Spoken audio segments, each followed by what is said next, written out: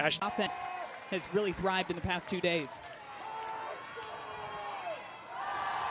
First pitch from Vega. Maloney knocked down by Evans at shortstop, and Maloney. For UCF getting the start again in the circle, they have leaned on her heavily throughout this Austin Regional, thrown 11 2/3 innings. What you're going to see her do, she's going to get a lot of miss hits off of the end of the bat. She's going to try to disrupt these Texas batters' timing. Caden Henry takes strike one. Jim Bertuzzi calling balls and strikes behind the plate here in this regional final. Henry, 4 of 7 in the regional. She has scored 6 times. Second team all-conference selection in the SEC, hitting at .426. Top 4 in the Texas lineup, all hitting .426 or better. 1-1 the count from Vega. Vega retired the final 6 Michigan hitters Saturday. That was a wild game. Every half inning there were multiple runs being scored, but Vega came in, settled things down for UCF, and pitched them into this regional final. To third for the force at second goes Humphreys. Jaimez on the cover. So they to her defense behind her. Opponents hitting 189 against the freshman from Bradenton this season. Ball 1 to the number 3 hitter, Mia Scott, top hitter on this Texas team at .434. First team all-conference selection in the SEC, closing in on 300 career hits. That club at Texas has one member, the 300-hit club, Janae Jefferson. 2-0. 88 degrees at first pitch, but the wind is blowing out to left again. It's a little stronger, I think, than yesterday at times, so it's going to be gusting a little bit. It was obviously jumping here yesterday off the bat. Do I dare say it feels like a cool 88 in comparison to what we felt the last 2 days by your face? I'm guessing no, immediately. You didn't even have to speak. How can you say you've been in Austin for several days without saying it? You just say it feels cool at 88 because a little under a week ago, our sun gauge is up closing in on 100 again on the field. It's cooling down as we speak, 87 degrees now. Air temp was over 100 less than a week ago. Successful bunts laid down by Mia Scott. Well, she's an elite hitter, but Madison loves her game because she'll do whatever it takes in the box to get on base. 2 on with 1 out for Texas. And with where she stands in the box and just her stance, it's really hard to read if she's going to stand in there and hit away. Is she going to be able to drop a bunt? But that's the other element of this Texas order, too. They've got a lot of players that can just put the ball in play, lay down a bunt, and still be able to leg it out for a base hit. That will bring up the top run producer in Texas history, 213 career RBI for the junior Reese Atwood. 80 runs batted in this season, 9 in this regional. She is 6 for 7 in the regional.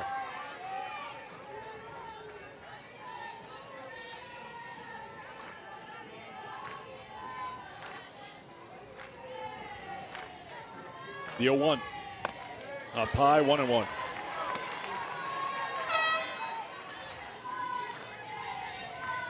Well, the fans are positioning themselves again. They know the wind's blowing out, so back against the building. I think there's a couple of dents in the building from where Katie Stewart's home runs landed. You park there at your own risk, that's for sure. Atwood with a fly ball to center, playing it is Simon for the out, 2 down. Well, Reese Atwood, the only 2 times she's been retired, fly balls to center field. That's number 2 for her in this regional. And both of them have been on rise balls that are up and inside on the hand. She's somebody likes to toe up to that chalk line, and so Isa Vega decides to challenge her on the inside part of the plate, then gets her to fly out to center field for the second out. Here's Katie Stewart. 2 home runs yesterday for Stewart, giving her 15 on the season.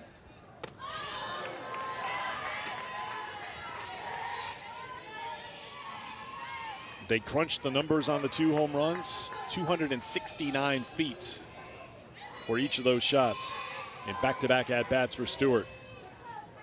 Sophomore making her 13th start at shortstop.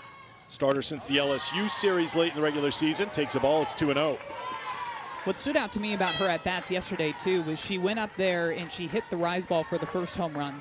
And then her next at-bat, very first pitch that she saw, she flipped her game plan. She went up there sitting changeup, and she got it, and she hit it another 269 feet. Big rip by Stewart. Swing and a miss, it's 2-1. It's all that chess game within the game. You're trying to stay one pitch ahead of the pitcher. You're trying to go up there and have an idea of where the pitcher is going to throw you and try to take that best pitch away.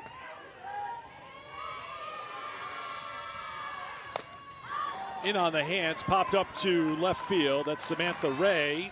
And that will do it for Texas in the top half of the first. The Knights coming to the plate when we come back to Austin. 3 home runs as a team. They'll face Tegan Cavan, the ace for the Texas staff, who steps on the rubber, ready to bring her first pitch to Aubrey Evans. And it's in there for strike 1. Tegan Cavan got the start yesterday against Michigan, working that rise ball and that drop ball combination. That first pitch there that she gets called for a strike, that's the exact area that she would love to see called all game long. And the count 0-2. Cavan yesterday against Michigan went 3 1/3, gave up 6 hits, 4 earned runs, struck out 7, giving her 195 strikeouts on the season. Evans down the count 0-2. Tap to Scott at third, charges, throws, 1 away.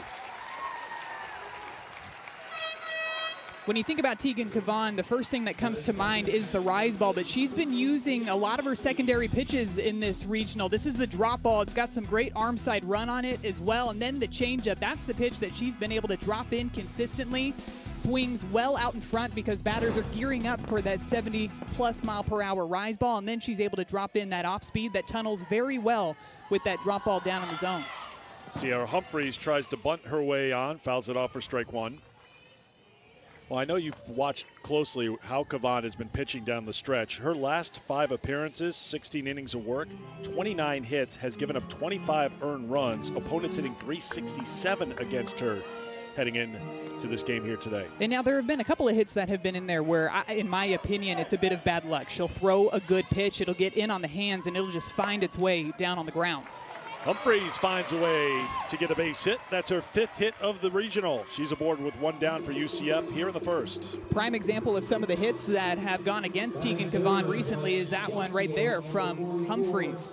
Doesn't get all of it, just gets enough of that pitch up in the zone to be able to just drop it right out there into center field. But look at the first 24 appearances for Cavan this season with that ERA right at 1.42. In the last few appearances, that ERA has skyrocketed. Strike 1 to Stormy Kotzelnick, senior left fielder. Correction, Stormy's in right field today. Ray is out in left field. Stormy's had an excellent tournament, 5 for 10 at the plates. That's fouled off, down in the count 0-2. Got hits in a bunch of different ways, too. She hit a home run, she dropped a bunt, even slapped for a base hit. Hit a home run against Michigan Saturday with 2 outs. 7 of the 10 runs for UCF. You talk about the grit and back against the wall. 7 of their 10 runs in that win yesterday came with 2 outs. Cavan just pounding the zone. She's thrown 8 pitches, all 8 for strikes, 2 down. A little bit of a smile on Tegan Cavan's face after that strikeout. Look at the location of this one, too. She'll throw that rise ball on different planes. She'll throw it at the knee. She'll throw it at the belt. She'll throw it up and out of the zone. But that time, get Stormy Kotzelnick looking and watching that one go straight by. I'd say that's a pretty good strike-to-ball ratio to start off the ball game for Cavan. Even the two of us challenged with math can figure that one out. Here's the cleanup hitter, Ashley Griffin, the junior who plays first base, hitting at .295. 2 runs in the regional.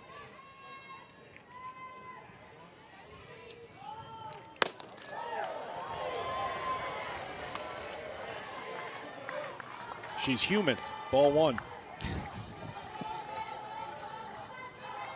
It's a good miss, though. If you're missing by an inch or 2, that means you're doing a good job of staying right around the edges. There's that changeup. Hung on to it just a little bit too long up in the zone.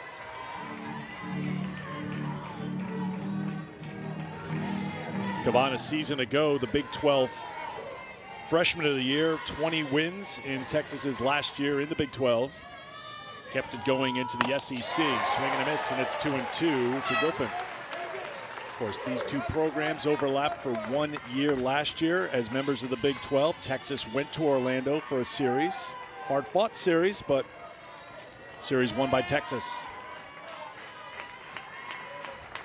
2-2. Swung on and missed, and that will do it for UCF. Sorry to interrupt. I just want to say before you did, she was dominant in that championship game. Exactly what I was going to say. One of the most dominant, one of the most dominant performances that I've seen all season long. Just so much command of the rise ball and the changeup. And looking at her this weekend so far in that Lubbock regional, she's hit 2 home runs. That was part of the attraction for her. Obviously, there's the financial piece of it, but to be a two-way player and battling injury during the season, so kind of limiting what she could do practice-wise and what she could do on the basis. This is fly ball off the bat of Mitchell, shortstop, covering a lot of ground to get to it. Aubrey Evans gets there, and Jolie Mitchell is retired 1 away. But if Nija's feeling better and getting closer to 100%, look out. Well, and speaking of two-way players, too, Jordy Ball has 3 home runs in that Baton Rouge regional. They're going to be playing against Southeastern Louisiana today to see who comes out of that Baton Rouge regional. Going to be a good battle between those 2 teams, too. Southeastern Louisiana likes to be aggressive on the base paths. Over 190 stolen bases on the season. Vic Hunter steps in. Little tweak to the lineup today for Texas. Hunter makes her NCAA tournament debut here in the Austin Regional. Her 17th start of the season.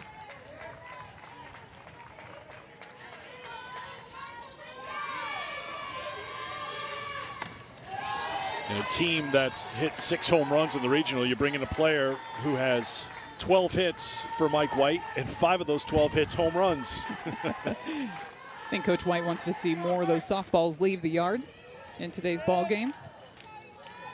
Pretty good luxury when you have a lineup like this, and then you can just bring Vic Hunter in, who we haven't seen a lot of, but what we've seen is intriguing and good. It was that Kentucky series where she ended up hitting 2 home runs in that Kentucky series. To be able to provide even more pop in this Texas lineup and be able to play some matchups too. You might have some swings that are more tailored towards rise balls. Hunter lays off. Of course, she played in the NCAA tournament last year. A big part of that super regional win over Texas A&M with a grand slam against the Aggies. 2-run home run this year in the Oklahoma series. 2-2 the count with 1 down. Vega threw the change, and Hunter fouled it off.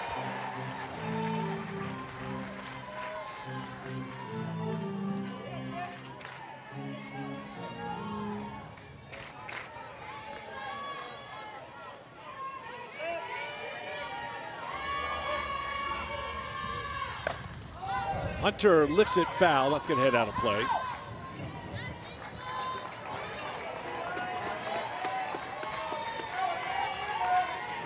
Texas in game 1 of this regional defeated Eastern Illinois in 5 innings, 10-2, 15 hits, no home runs in that game. Decided to go station to station before in game 2 against Michigan. They picked up 14 hits, but 6 of those 14 hits were home runs, but 16 runs on the board in the win in 5 innings. Hunter works the count full to 3-2. Cindy Ball Malone, 7th season as the UCF head coach. Her team kind of following her well-known nickname, Bear, because they've been tough since falling to Michigan in the opener. Comes inside on Hunter, misses for ball 4, and she's aboard with 1 down here in the 2nd inning. 7 Innings Live crew has had plenty to talk about. If you join them, you won't miss a minute of the action from the NCAA Softball Regionals, taking you to the best live action on the 7 Innings Live show on the ESPN app. Every game, every big moment on the road to the Women's College World Series, only on the ESPN network. We've got an eye on that Kentucky-Clemson series, as I'm sure they do too. This one is hit deep to center field. It is back, and it is gone. Lee Ann Good, another Texas home run, 2-0 Longhorns.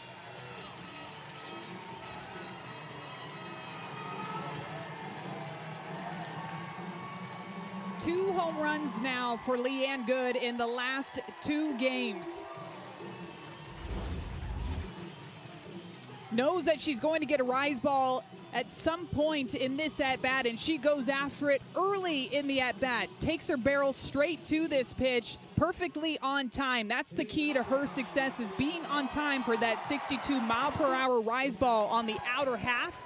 She makes the adjustment, she goes out there and she capitalizes. First pitch of the at-bat, and now Texas is up 2-0. Here's Katie Bennett, the number 9 hitter. So much has been made of 1 through 6 in the Texas lineup and how there is not an easy out in that group. Well, the bottom third of the order coming through. Not just home runs in back-to-back games, back-to-back at-bats for Leanne Good. Bennett lifts a fly ball, foul ground, long run, sliding, and yes! Samantha Ray, great catch, 2 down. What a way to get some of the momentum back on your side. Samantha Ray having to go a long way for this ball over in foul territory. Nice job by sliding into the fence, keeping her eyes on that ball the entire time, secures it in the glove for out number 2. An outstanding catch out in left field. Defense has been good for UCF. 1 error so far in the NCAA tournament, and that was a great play to retire Bennett for the second out of the inning. And here's Ashton Maloney. Reached on an infield single her first time.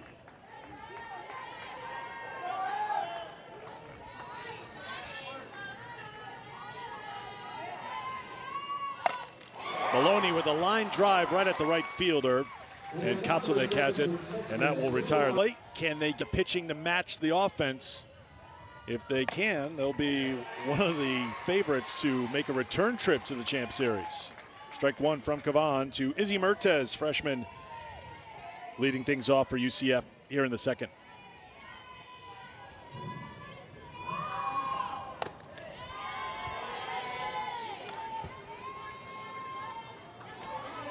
Mertes in the DP slot here today. Home run in the 5th inning yesterday against Michigan. That was the big inning for UCF. They were down by 1, ended up leading by 2, and Vega put it away after that for the Knights.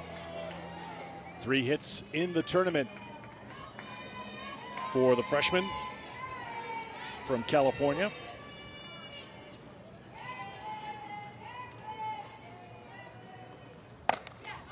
Fly ball lifted to the right fielder. Maloney has it, 1 down. Cavan stayed that entire bat away from Izzy Mertes, who does have some pop the opposite way, but she's relying on that movement on the rise ball. Try to get that fly ball out to the right side, and that's exactly what she's able to do.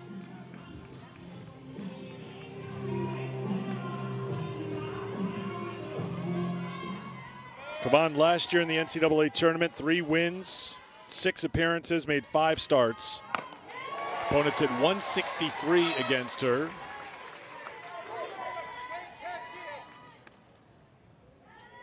Starts off with strike 1 again, this time to freshman Beth Damon. Nothing but first pitch strikes so far for the sophomore from Iowa. 1-1.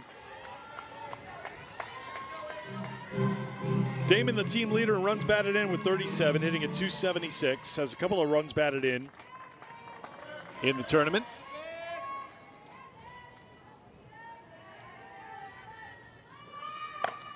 That's grounded foul.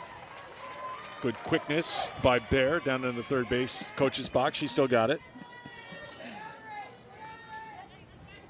You talked about at the top of the telecast too, Madison, the youth of this UCF team. So many freshmen. They have a freshman battery with Vega and Damon, who's at the plate right now. When we talked to Bear Malone about it, just dealing with a young team has its share of challenges, but this is kind of like an all-business type team. Plays like a veteran group. That's off the glove of Scott. Long throw across the diamond in time. Katie Stewart there for her teammate to get the out.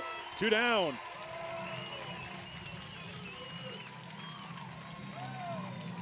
What a play by the shortstop, Katie Stewart. This one's off of the glove of Mia Scott. A 1-hopper. Looks like she's going to have it all the way, but it tips right off of the front. Katie Stewart is right behind her for the backup, picks it up, fires it across. And those are the types of plays that Tegan Cavan loves to see when she's out there in the circle. Samantha Ray steps in with 2 down. Another first pitch strike from Cavan. Mentioned at the top of the show. 13th start for Stewart at shortstop, taking over at that position. Vivi Martinez going down with a season-ending injury before the season started. Outstanding shortstop for this Texas team. Ground ball to Leanne. Good with the flip over to Mitchell, and it's a 1-2-3 inning for Cavan. Longhorns on top 2-0 after 2 in Austin. Coach Mike White sitting as head coach for the Longhorns, but also just with the way that they're able to repeat their success and thrive off of the experience that they gained from the year prior. And that's where I believe that Texas Longhorns came into this season with a ton of expectations, because they finished in that championship series losing to Oklahoma, but you know they were hungry coming back this year. A lot of returners on this team. Wanted to be able to figure out what it was going to take to be the last team standing at the end of that Women's College World Series. 47 wins in 2022 when they first made the Champ Series against Oklahoma. Next year they lost in the Super Regional round in Knoxville to the University of Tennessee. Bounced back last year. 55 wins was the final total for Texas.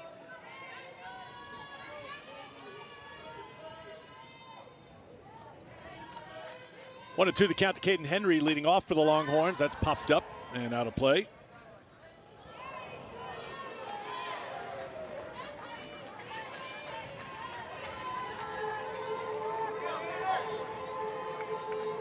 Second year for the UCF Knights in the Big 12.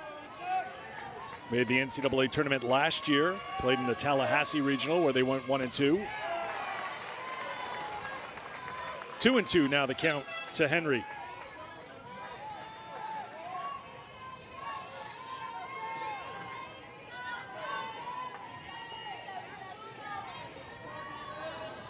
Six wins for UCF over top 25 teams this year. Vega goes up top, gets Henry to strike out. One down here in the third. Vega mixing speeds a lot throughout this at-bat. Works some changeups in there. This time, that's that jumpy rise ball that's working in the top part of the zone. Caden Henry swinging and missing well underneath on that pitch. That's one of those pitches out of the hand. Looks like it might stay right around belt high, maybe just a little bit higher, but by the time you decide to swing, that late break up in the zone, and you're swinging at something that's up at your helmet. Ball one to Mia Scott, who reached on a bunt single in the first inning.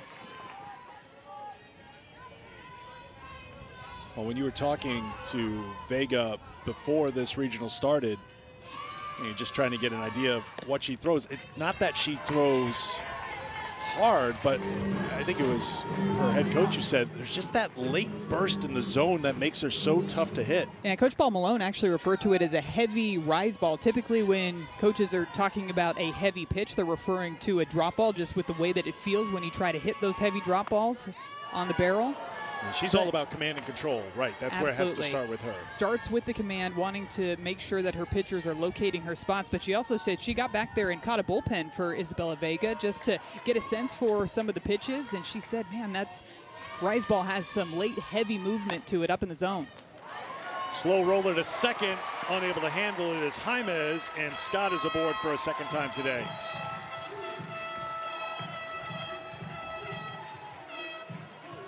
This is one of those slow developing ground balls over to the right side of the infield, and Coco Jaimez looked like she was going to have plenty of time to be able to get Mia Scott out over at first base, but because Scott has speed moving down the base paths, I wonder if she just rushed that a bit too much, went to go to throw the ball before she actually had that ball secured in her glove.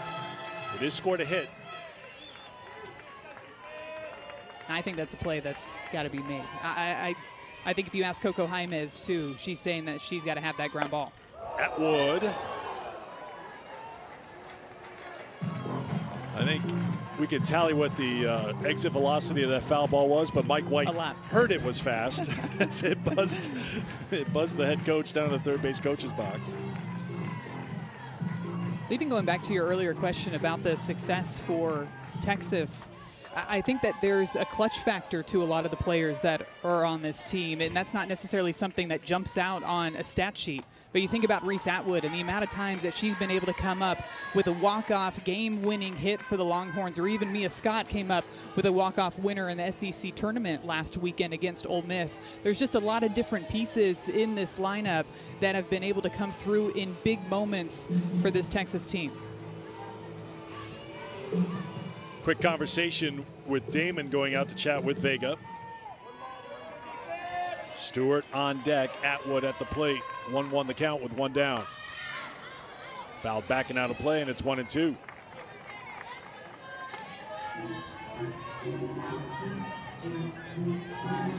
Mentioned the wins over top 25 opponents. The biggest one for UCF was against third-ranked Florida, and Vega was in the circle. Complete game, 5-hit shutout, 4-0 win.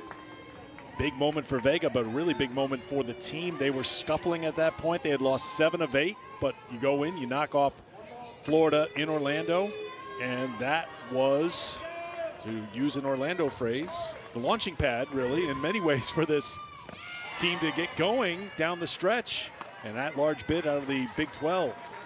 I think for such a young team, too, that the season can really become a grind, especially when you're facing so many different top opponents, and to be able to go out there and have timely pieces of hitting by a couple of different players in your order. It was Aubrey Evans and Izzy Mertez that both had home runs in that Florida game. But to see your hard work paying off and come out with a win, I do think can jumpstart the team in a different direction.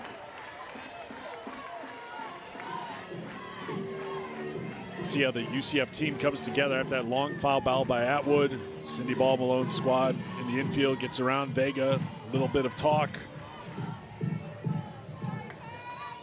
5th straight trip to the regionals for UCF. They had won their regional opener 6 straight appearances. Atwood waits on it and lifts it to Simon in center field. 2 away.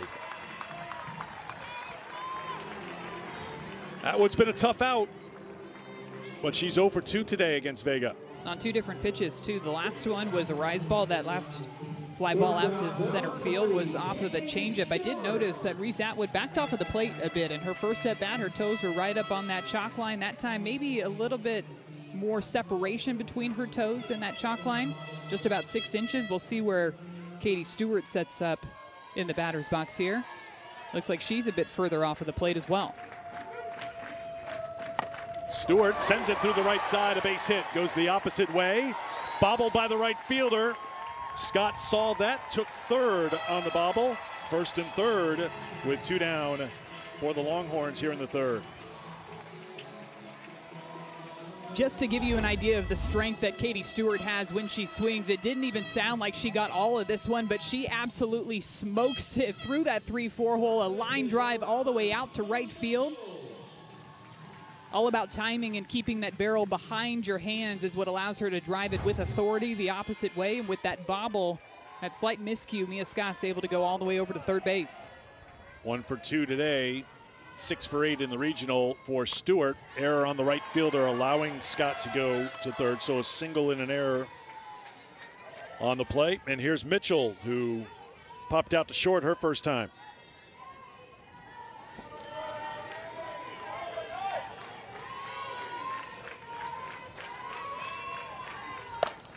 Mitchell lifts a fly ball to left. Ray calling for it, under it, and makes the catch. So the error not costly for UCF. They trail by 2 after 2.5. Postseason history as well that has gone Alabama's way. So that would be, as you like to say, a sporty showdown. It's definitely going to be a sporty showdown between those 2 teams. And given just the experience that both of those teams have playing against each other in the postseason, it was Super Regionals where Oklahoma was on the road at Alabama, where Alabama came out on top in that Super, and then the championship series 2012 between Alabama and Oklahoma as well, where Alabama came away with their first national title.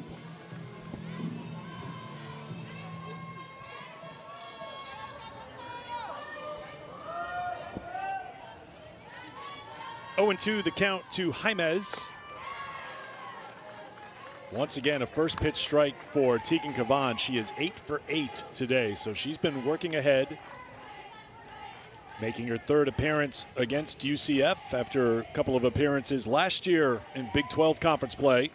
She hasn't given up a run to UCF in the 2 previous meetings with the Knights, and so far she's kept them scoreless through 2 as she works here in the bottom of the 3rd.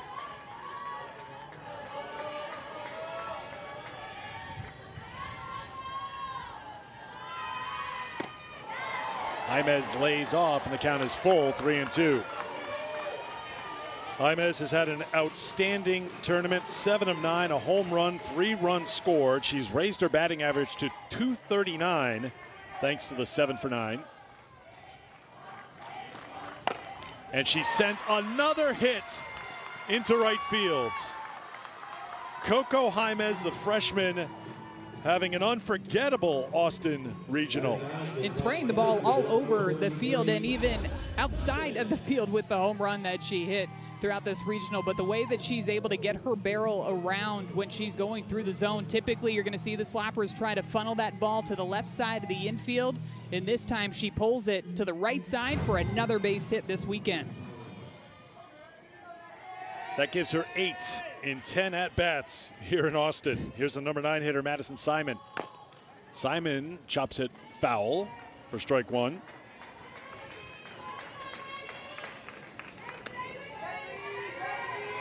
Simon, a senior who previously played at Oregon State in her first year in Orlando with the Knights. Played in the Knoxville Regional back in 2022 with the Beavers, had 4 hits there. She's got a couple of hits here in the Austin Regional playing with UCF. And she's got a fan club, it looks like.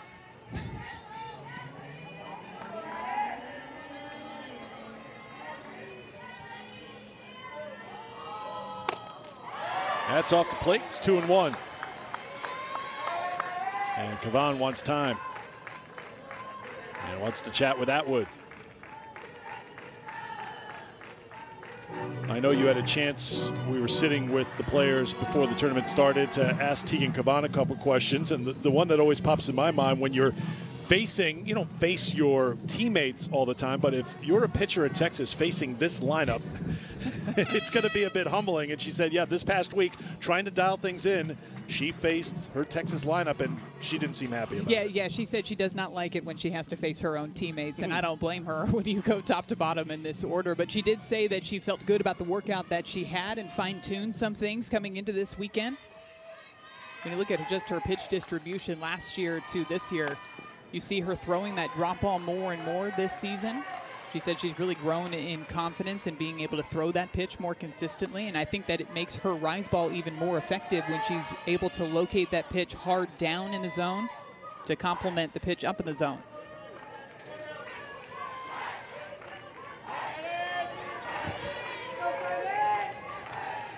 Two to the number 9 hitter, Simon. Back to Kavan, turns to second to Stewart for 1, on to first, not in time. Dropped by Mitchell anyway, but Simon would have beaten it out. 1 down.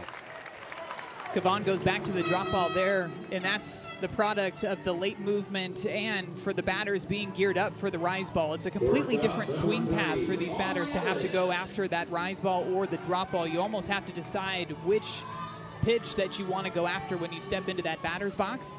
With that rise ball, you're going to aim to try to get on top of it. Well, the drop ball, it's completely opposite. You're looking to hit right underneath that softball.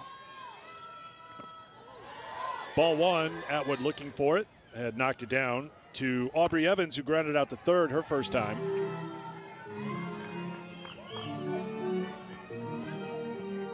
Really good year for Evans at the plate.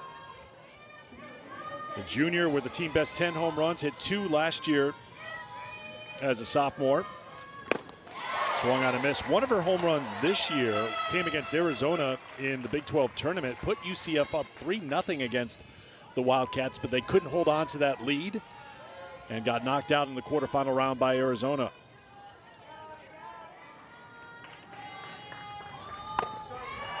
That's a strike, and it's 1-2. We did get a chance to talk to a couple of the UCF players earlier this week as well. Aubrey Evans was one of those players, and a couple pitchers in there too between Caitlin Felton and Issa Vega. And we did ask them if they like throwing to the hitters in their lineup, and they definitely do not like throwing to Aubrey Evans, just with the way that she's able to react to different pitches. Tried to check her swing. She did. It's 2-2. And she said she's somebody that doesn't necessarily like to go up there and sit a certain speed or a pitch. She just likes to react. She just wants to see the ball out of the hand and trust her hands and react to those pitches. You always like to ask hitters about their mindset, and Aubrey was very direct. I don't think. I'm very simple. Kavan fields it. Plays to first to get Evans. Taking second is Simon. 2 down. I do like to dive into the mindset of the hitters, because there's no one right way to go up there and hit. Everybody's going to do something a little bit different, but that's what makes it so fun, just to learn what helps each individual player have success and just in their own style and how they play the game. I always think you just try to, read the room a little bit when you're talking to players to see who likes to get as deep into the hitting weeds as you do. That's why you're here, to just pull me out of the weeds when I get in too deep into the numbers. I'd like to leave the trail of breadcrumbs so you can find your way out, but you love talking hitting, analyzing hitting, thinking about hitting, and you love to do that with the hitting coaches. Sometimes I feel like we're going to hold up the first pitch because you're just talking to the coaches for so long.